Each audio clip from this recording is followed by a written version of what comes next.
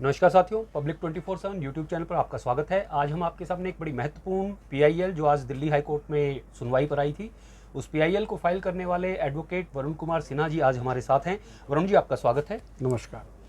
वरुण जी, ये जो पीआईएल है आज जो दिल्ली हाई कोर्ट में सुनवाई के लिए आई थी, आपका इसमें क्या सब्जेक्ट था और क्या आपकी डिमांड थी? देखिए, आज जो पीआईएल दिल्ली उच्च न्यायालय के समक्ष आई थी, सूचीबद्ध हुई थी सुनवाई के लिए, उस पीआईएल के याचिकाकर्ता हैं सुरजीत सिंह यादव, जो हिंदू सेना के उपाध्यक्ष भी हैं और एक वो सोशल वर्कर भी हैं।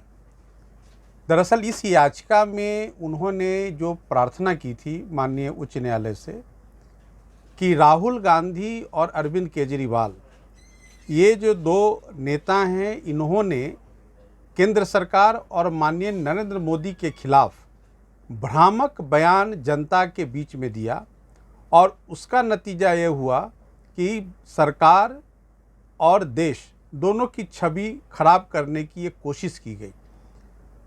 जो बयान था राहुल गांधी जी का और अरविंद केजरीवाल जी का, वो बयान यह था कि श्री नरेंद्र मोदी ने अपने उद्योगपति साथियों को लाभ पहुंचाने के दृष्टिकोण से 11 लाख करोड़ जो लोन है वो माफ़ कर दिया है, जबकि यह स्टेटमेंट राहुल गांधी और अरविंद केजरीवाल का सरासर झूठा और भ्रामक स्टेटमेंट था।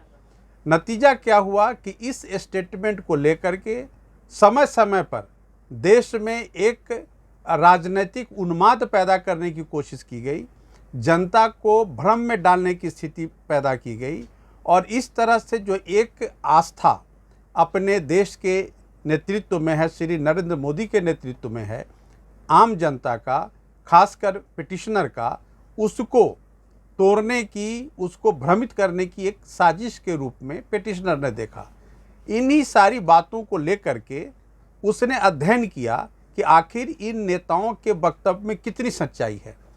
वह पाया, वह रिजर्व बैंक ऑफ इंडिया के notifications, reserve bank of India के गाइडलाइंस, बैंकिंग लॉ का अध्ययन करने के बाद उसको यह पता चला कि साहब, वेव ऑफ और राइट ऑफ जो लोन का है, दोनों में काफ़ी अंतर है।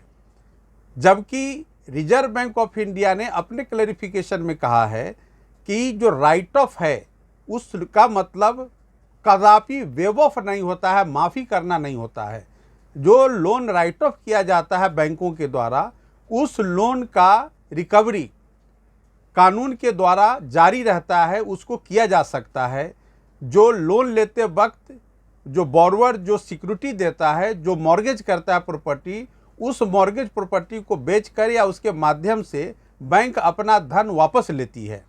जबकि जिस में लोन माफ़ किया जाता है उसमें न तो रिकवरी की जा सकती है, न किसी मॉर्गेज को, किसी कोलेट्रल को बेच करके लोन की उगाही हो सकती है। तो दोनों में काफ़ी अंतर है।